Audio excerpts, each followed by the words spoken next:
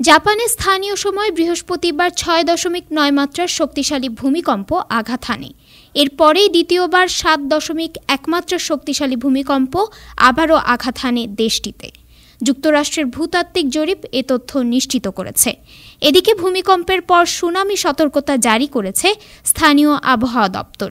Kyushu এবং Shikoku দ্বীপপুঞ্জের কিছু উপকূলীয় এলাকায় 1 মিটার পর্যন্ত সুনামি আঘাত হানতে পারে বলে আশঙ্কা করা হচ্ছে।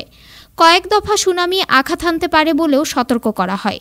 জাপানের আবহাওয়া দপ্তর সামাজিক মাধ্যমে এক পোস্টে জনসাধারণের উদ্দেশ্যে বলেছে, সতর্কতা প্রত্যাহার না হওয়া পর্যন্ত দয়া করে সমুদ্রে প্রবেশ করবেন না বা উপকূলের কাছে যাবেন না। তবে 2 দফা শক্তিশালী ওই ভূমিকম্প থেকে প্রাথমিকভাবে কোনো ক্ষয়ক্ষতি বা হতাহতের খবর পাওয়া যায়নি।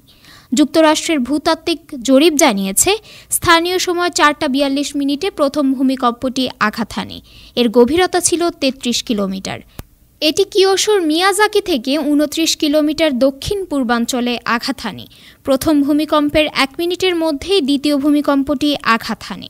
এর গভীরতা ছিল 26 মিটার এবং এটি মিয়াজাকি থেকে 20 কিলোমিটার উত্তর পূর্বাঞ্চলে আঘাত হানে। এক বিবৃতিতে জানানো হয়েছে যে ভূমিকম্পের পরপরই প্রতিক্রিয়া জানাতে একটি বিশেষ টাস্ক ফোর্স গঠন করেছে জাপান সরকার।